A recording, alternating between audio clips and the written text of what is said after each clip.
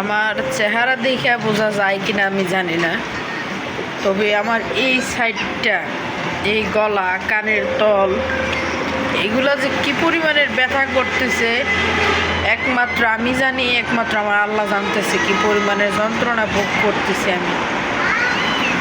তো আসলে আমার কষ্টগুলো আমি কারণে না শেয়ার করতে পারি না। কারে শেয়ার করব?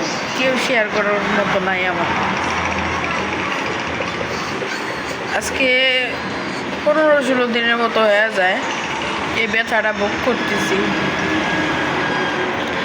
ডাক্তার দেখানোর পরে ডাক্তারে কইলো যে এটা এক্সরে করার পরে হইলো এটা উঠাইয়া দেওয়ার লেগা, আর হইলো মাংস পেটা বানানোর লেগা।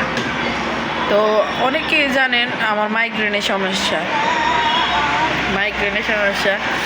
আমি মাথা ব্যথা উঠলে আমি পাগল হয়ে যাই। তো এখন যদি আমি দাঁতটা উঠাই তখন তো আমি আরও পাগল হয়ে যাব। তো এই কারণে দাঁতটা উঠাইতে যাইতেছি না। আমার সম্পূর্ণ চেহারাটা ফুলে গেছে। আমার হাত পাগুলো যদি দেখাইতে পারতাম তাইলে আপনারা বুঝতে পারতেন। আমি ব্যথার ওষুধ খাইলে আমার হাত পায়ে পানি নামতেছে, কারণ আমার কিডনিতে সমস্যা। আল্লাহ পাক যে একটা মানুষে এত রোগ দিতে পারে, এটা আমি নিজে না দেখলে হয়তো বা বুঝতে পারতাম না। তারপর আল্লাহ পাকের কাছে শুকরিয়া আদায় জানাই, কারণ সে যদি আমার দুনিয়াতে না আনতো, দুনিয়াতে না পাঠাইতো, তাহলে হয়তো আমি এত কিছু দেখতে পারতাম না।